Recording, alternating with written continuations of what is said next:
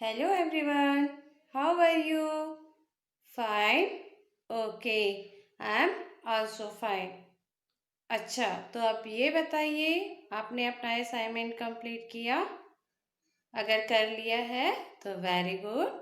यदि नहीं हुआ होगा तो उसे जल्दी से जल्दी कंप्लीट करने की कोशिश कीजिए।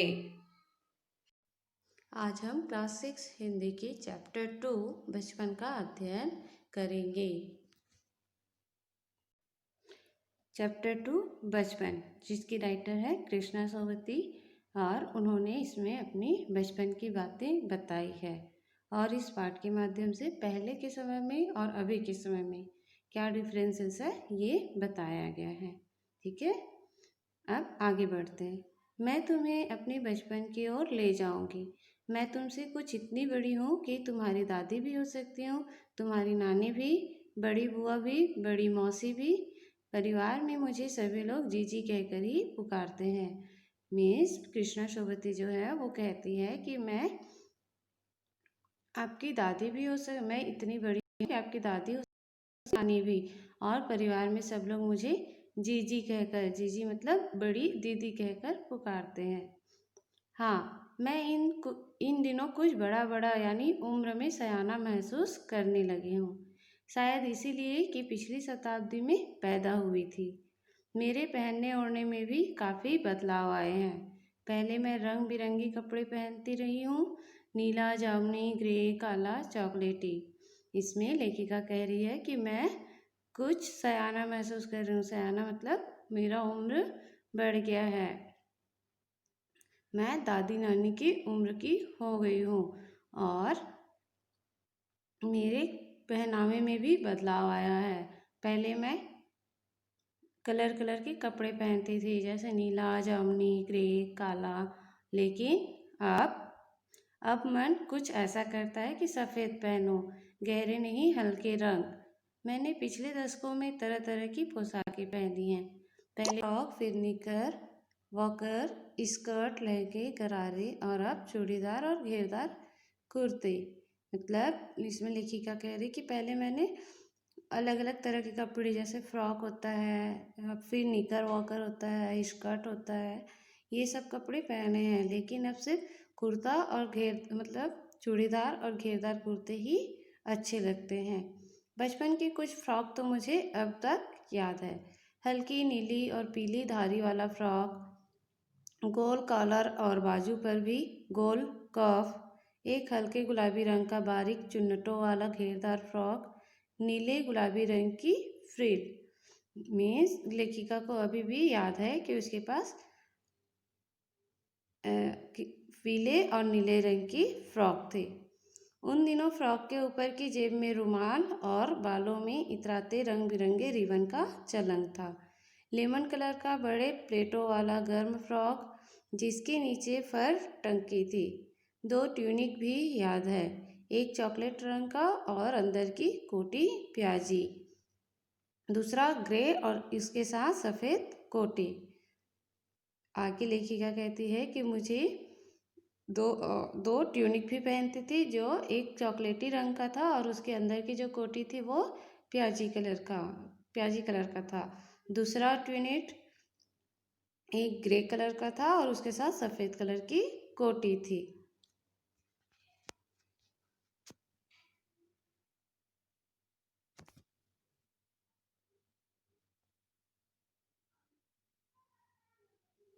मुझे अपने मोजे और स्टॉकिंग भी याद है। बचपन में हमें अपने मोजे खुद धोने पड़ते थे। वह नौकर या नौकरानी को नहीं दिए जा सकते थे, इसकी सख्त मनाही थी। और जब हम छोटे थे तब हम अपने मोजे खुद ही धोते थे, उसे किसी और से नहीं धुलवाते थे। किसी और को देना मतलब नौकर या नौकरानी को देने की हमें मना किया गया था। हम बच्चे इतवार की सुबह इसी में लगाते, धो लेने के बाद अपने अपने जूते पॉलिश करके चमकाते। जब जूते कपड़े या ब्रश से रगड़ते तो पॉलिश की चमक उभरने लगती। और कहती है कि हम जब इतवार आता था, इतवार मतलब संडे का दिन जब आता था, तो पूरा दिन इसी में लगाते कि इसमें मोजे धोने और जूते पॉलिश करने में लगाते थे। सर्वर, मुझे आज भी बूट पॉलिश करना अच्छा लगता है। हालांकि अब नई नई किस्म के शू आ चुके हैं। कहना होगा कि ये पहले से कहीं ज़्यादा आरामदेह है। हमें जब नए जूते मिलते उसके साथ ही छालों का इलाज शुरू हो जाता। फिर कहती है कि पहले के समय के जूतों से अभी अच्छे अच्छे शूज़ आ गए हैं, और पहले के जूतों के साथ साथ जब हम पहनते थे तो पैरों में छाले हो जाते थे, और अभी के समय के जो जूते हैं वो बहुत आरामदायक है। जब कभी लंबी सैर पर निकलते अपने पास रुई जरूर रखते। जूता लगा तो रुई मोजे के अंदर। हाँ, हमारे तुम्हारे बचपन में तो बहुत फर्क हो चुका है। और कहती है कि जब हम उस समय के जूते पहनते थे तो जूते पहनने से पहले मोजे के अंदर रुई लगाते थे, जिससे हमारा पैर न छिले। और कहती है कि इसीलिए हमारे और तुम्हारे बचपन में बहुत फ़र्क हो चुका है। फ़र्क मतलब डिफरेंसेस हो चुके हैं। हर शनिचर को हमें ऑलिव ऑयल या कैस्टर ऑयल पीना पड़ता था। यह एक मुश्किल काम था। शनिचर की सुबह से ही नाक में इसकी गंध आने लगती। और कहती है कि हर शनिवार को उन लोग को कैस्टर ऑयल पीना पड़ता था। ठीक है।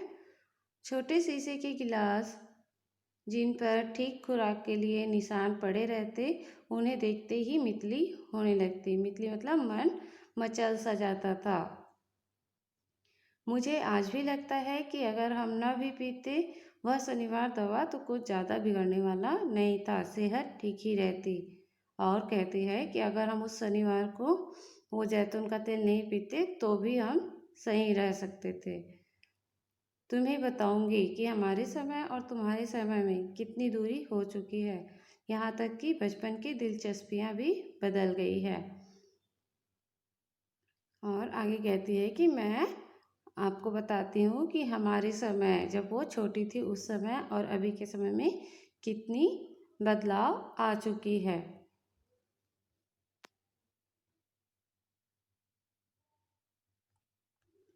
याद रहे उन दिनों कुछ घरों में ग्रामोफोन थे, रेडियो और टेलीविज़न नहीं थे। ग्रामोफोन ऐसा चीज़ है जो एक गोल सा बड़ा सा रहता है, जिस पे एक लीड रखते थे, फिर उसमें गाना बजना शुरू होता था। लेकिन अभी के समय में क्या है, अभी के समय में रेडियो और टेलीविज़न है जो बच्चे देखते हैं। हमारे बचपन की कुल्फ़ी आइसक्रीम हो गई है कचौड़ी समोसा, पेस्टीज में बदल गया है। लेखिका कहती है कि हमारे समय की जो कुल्फ़ी थी वो अब आइसक्रीम में बदल चुकी है, कचौड़ी समोसा था वो पेस्टीज में बदल चुकी है, शहतूत और फल से और खसखस के शरबत कोक पेप्सी में। पहले के समय में शरबत बना के पिया जाता था, जो कि अब कोक पेप्सी में बदल चुका है। उन दिनों कोक नहीं, लेमनेड विमटो मिलती थी। शिमला और नई दिल्ली में बड़े हुए बच्चों को वेगर्स और डेविको रेस्तरां की चॉकलेट और पेस्ट्री मज़ा देने वाली होती। हम भाई बहनों की ड्यूटी लगती शिमला मॉल से ब्राउन ब्रेड लाने की। और लेखिका कहती है कि मेरा एक भाई था और हम दोनों शिमला मॉल से ब्राउन ब्रेड लाने की ड्यूटी करते थे। हमारा घर मॉल से ज़्यादा दूर नहीं था, एक छोटी सी चढ़ाई और गिरजा मैदान पहुंच जाते। मतलब थोड़ी सी चढ़कर हम गिरजा मैदान पहुंच जाते थे। वहाँ से एक उतराई उतरते और मॉल पर पहुंच जाते।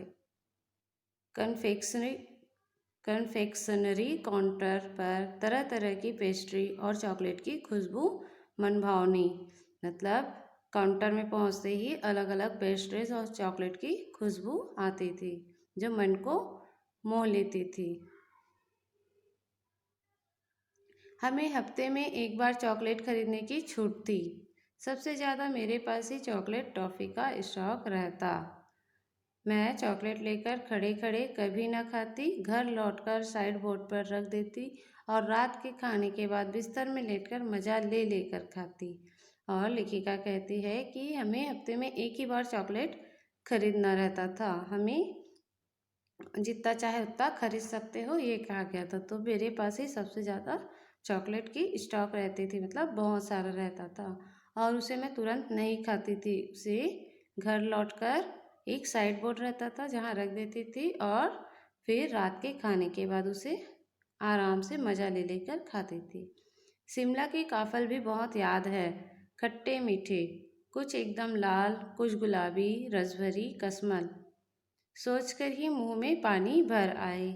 चेस्टनट एक और गजब की चीज़, आग पर भुने जाते और फिर छिलके उतारकर मुंह में। मतलब वो बचपन में क्या क्या खाती थी उन चीज़ों को वो बताई है। कस्मल, काफ़ा, रसभरी, ये सब चीज़ खाने की चीज़ें हैं। चने जोर गरम और अनारदाने का चूर्ण। हाँ, चने जोर गरम की पुड़िया जो तब थी वह अब भी नज़र आती है। ठीक है, देखिए वो ना चना जो एक छोटे से पुड़िया में बंधा होता है वो। पुराने कागजों से बनाई हुई इस पुड़िया में निरा हाथ का कमाल है। नीचे से तिरछी लपेटते हुए ऊपर से इतनी चौड़ी कि चने आसानी से हथेली पर पहुंच जाए। एक वक्त था जब फिल्म का गाना चना जोर गरम बाबू मैं लाया मज़ेदार चना जोर गरम उन दिनों स्कूल के हर बच्चे को आता था। ठीक है, वो गाना जैसे अभी भी हम बीच बीच में सुनते रहते हैं। कुछ बच्चे पुड़िया पर तेज मसाला बुरकवाते, पूरा गिरजा मैदान घूमने तक यह पुड़िया चलती। एक एक चना पापड़ी मुंह में डालने और कदम उठाने में एक खासी लय रफ्तार थी। और लेखिका कहती है कि जब हम घूमने जाते थे तो वो चने की पुड़िया में कोई बच्चे तेज मसाला डलवाते और कोई नॉर्मल खाते थे, लेकिन जैसे जैसे हम चलते जाते वैसे वैसे उसका एक एक दाना मुंह में डालते जाते थे। छुटपन में हमने शिमला रिज पर बहुत मज़े किए हैं, घोड़ों की सवारी की है। शिमला के हर बच्चे को कभी न कभी यह मौका मिल ही जाता था, मतलब घुड़सवारी भी करते थे। हम जाने क्यों घोड़ों को कुछ कमतर करके समझते, उन पर हंसते थे। ननिहाल के घोड़े खूब हृष्ट पुष्ट और खूबसूरत, उनकी बात फिर कभी। मतलब शिमला में हम जो घुड़सवारी करते थे अपने ननिहाल में, वहाँ के घोड़ों को हम थोड़ा कमतर समझते थे और उस पर हंसते थे, लेकिन वो बहुत ही हृष्ट पुष्ट और खूबसूरत थे। लेकिन उसकी बात फिर कभी करेंगे आगे। शाम को रंग बिरंगे गुब्बारे, सामने जाखू का पहाड़, ऊंचा चर्च, चर्च की घाटियाँ बजती तो दूर दूर तक उनकी गूंज फैल जाती। लगता इसके संगीत से प्रभु यीशु स्वयं कुछ कह रहे हैं। और शिमला में जब ऊपर पहाड़ों में जाते थे तो वहाँ चर्च की घंटियाँ बजती रहती थी, जिसका स्वर सुनाई देता था तो वो ऐसे लगता था जैसे प्रभु यीशु स्वयं कुछ कह रहे हैं। सामने आकाश पर सूर्यास्त हो रहा है, गुलाबी सुनहरी धारियाँ नीले आसमान पर फैल रही है। दूर दूर फैले पहाड़ों के मुखड़े गहराने लगे और देखते देखते बत्तियाँ टिमटिमाने लगी। रिज पर की रौनक और मॉल की दुकानों की चमक की भी क्या कहने। स्कैंडल पॉइंट की भी भीड़ से उभरता कोलाहल। और लेखिका कहती है कि शाम का समय आकाश पर सूर्यास्त हो रहा है, मतलब शाम का समय हो रहा है और शाम के समय देखते हो ना कि सूर्य जब डूबता है तो कितना सुनहरा वातावरण हो जाता है, वैसी गुलाबी सुनहरी धारियाँ पड़ जाती है और दूर दूर पहाड़ों के मुखड़े गहराने लगते हैं। मतलब पहाड़े पहाड़े ऐसे काला काला दिखने लगता है और उसके पीछे बत्तियाँ ये टिमटिमाने लगती हैं और दुकानों में भी लाइट्स जल जाती है, जो कि बहुत सुंदर लगता है। सर्वर स्कैंडल पॉइंट के ठीक सामने उन दिनों एक दुकान हुआ करती थी जिसके शोरूम में शिमला कालका ट्रेन का मॉडल बना हुआ था। इस पर खड़ी छोटे छोटे डिब्बों वाली ट्रेन, एक और लाल टीन की छत वाला स्टेशन और सामने सिग्नल देता खंबा, थोड़ी थोड़ी बनी सुरंगें। मतलब एक स्कैंडल पॉइंट था जिसके ठीक सामने एक दुकान थी जहाँ शिमला कालका ट्रेन का मॉडल बना हुआ था। उसमें पटरियाँ भी थी, उसमें सिग्नल भी थे और स्टेशन भी थे। पिछली सदी में तेज रफ्तार वाली गाड़ी वही थी। कभी कभी हवाई जहाज भी देखने को मिलते। दिल्ली में जब भी उनकी आवाज़ आती बच्चे उन्हें देखने बाहर दौड़ते। दिखता एक भारी भरकम पक्षी उड़ा जा रहा है पंख फैलाकर, यह देखो, और वह गायब। उसकी स्पीड ही इतनी तेज लगती। हाँ, गाड़ी के मॉडल वाली दुकान के साथ एक और ऐसी दुकान थी जो मुझे कभी नहीं भूलती। यह वह दुकान थी जहाँ मेरा पहला चश्मा बना था। वहाँ आंखों के डॉक्टर अंग्रेज थे। ठीक है। आगे लेखिका कहती है कि उस पहले के समय में एक वही रफ्तार वाली गाड़ी थी। उसके साथ साथ कभी कभी हवाई जहाज भी देखने को मिलता था, जिसकी आवाज़, हवाई जहाज की आवाज़ सुनते ही बच्चे बाहर निकलते थे उसे देखने के लिए, और ऐसे लगता था जैसे कोई बड़ा पक्षी आसमान में उड़ रहा है। और फिर आगे कहती है कि उस जहाँ शिमला कालका ट्रेन का मॉडल था, उस दुकान के सामने एक और दुकान थी जहाँ डॉक्टर ने लेखिका को चश्मा लगाया था। मतलब लेखिका को चश्मा पहनना पड़ा था। शुरू शुरू में चश्मा लगाना बड़ा अटपटा लगा। छोटे बड़े मेरे चेहरे की ओर देखते और कहते, आंखों में कुछ तकलीफ है? इस उम्र में ऐनक? दूध पिया करो। मैं डॉक्टर साहब का कहा दोहरा देती, कुछ देर पहनूंगी तो ऐनक उतर जाएगी। मतलब जब ऐनक लगता है, चश्मा लगता है लेखिका को, तो वो कहती है कि थोड़े दिनों में उसको कहा गया था, डॉक्टर ने कहा था कि थोड़े ही दिनों लगाने से ये चश्मा उतर जाएगा। तो ऐसे ही सारे लोग जब देखते उसको, लेखिका को, तो हंसने लगते और पूछते कि इतनी छोटी सी उम्र में और चश्मा लगाना पड़ गया। तो मैं भी डॉक्टर की बात दोहरा देती कि कुछ दिन पहनूंगी फिर ये उतर जाएगा। वैसे डॉक्टर साहब ने पूरा आश्वासन दिया था, लेकिन चश्मा तो अब तक नहीं उतरा। नंबर बस कम ही होता रहा।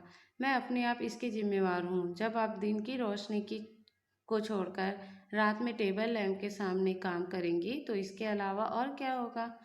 हाँ, जब पहली बार मैंने चश्मा लगाया तो मेरे एक चचेरे भाई ने मुझे छेड़ा, देखो देखो कैसी लग रही है। इसमें आगे लेखिका कहती है कि डॉक्टर ने तो पूरा आश्वासन दिया था। आश्वासन मतलब भरोसा दिलाया था कि ये चश्मा उतर जाएगा, लेकिन चश्मा अब तक नहीं उतरा, सिर्फ नंबर ही कम होते गए। नंबर मतलब जो पावर रहता है चश्मे का वो। लेकिन इसके जिम्मेवार मैं खुद हूँ का मतलब क्या है कि मैं दिन की रोशनी को छोड़कर रात को टेबल लैंप में ही काम करती थी, जिसके कारण मेरा चश्मा हमेशा के लिए नहीं उतर पाया। और चश्मा जब मैं पहली बार लगाई तब मेरे चचेरे भाई ने मुझे छेड़ा। कहता है, आँख पर चश्मा लगाया ताकि सूझे दूर की, यह नई लड़की को मालूम सूरत बनी लंगूर की।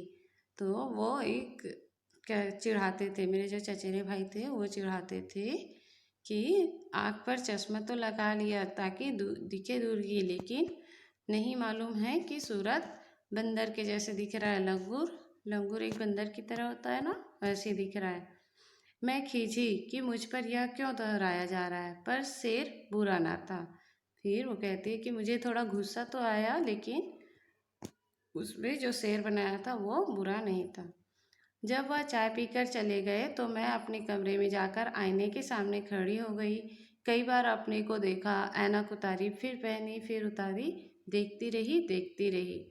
और लेखिका कहती है कि भाई के जाने के बाद मैं अपने रूम में जाकर आईने के सामने खड़े होकर बार बार चश्मा उतारती, फिर पहनती, फिर उतारती और फिर अपने आप को देखते रहती थी। सूरत बनी लंगूर की, नहीं नहीं, हाँ हाँ। और अपने मन में बार बार सोचती थी कि सही में मेरा चेहरा लंगूर के जैसे दिख रहा है, नहीं नहीं, फिर हाँ हाँ, ये अपने आप में सोचते रहती थी। मैंने अपने छोटे भाई का टोपा उठाकर सिर पर रखा। कुछ अजीब लगा, अच्छा भी और मजाकिया भी। फिर लेखिका को टोपी पहनने का भी बहुत शौक था। उसके जो छोटे भाई का टोपा था वो उसे पहनती है। तब तब की बात थी, अब तो चेहरे के साथ घुल मिल गया है चश्मा। जब कभी उतरा हुआ होता है तो चेहरा खाली खाली लगने लगता है। और लेखिका कहती है कि ये तो पहले की बात है, जब चश्मा बड़ा रहता था और फेस छोटा रहता था तो कुछ अजीब सा दिखता था, लेकिन उम्र के साथ साथ ये जो चश्मा है मेरे चेहरे के साथ घुल मिल गया है। और अचानक जब कभी उतारती हूँ तो कुछ खाली खाली सा महसूस होता है। मतलब उनको उस चश्मे की आदत हो चुकी थी तो वो अब उसको अच्छा नहीं लगता था। याद आ गया वह टोपा, काली फ्रेम का चश्मा और लंगूर की सूरत। और उन दिनों की बात उन्हें याद आती है। हाँ, इन दिनों शिमला में मैं सिर पर टोपी लगाना पसंद करती हूँ। मैंने कई रंगों की जमा कर ली है, कहाँ दुपट्टों का ओढ़ना और कहाँ सरल सहज सुविधे वाली हिमाचली टोपियाँ। और वो कहती थी उस समय, उन दिनों जब वो शिमला घूमने जाती थी तो उसे टोपी लगाना बहुत पसंद था। कहाँ उस समय दुपट्टा ओढ़ना, दुपट्टे को स पहनना और उसको ओढ़ना उसको पसंद नहीं था। उसकी जगह वो हिमाचली टोपियाँ लगाना पसंद करती थी। ठीक है, इस तरह से लेखिका ने अपने बचपन की बातें बताई हैं।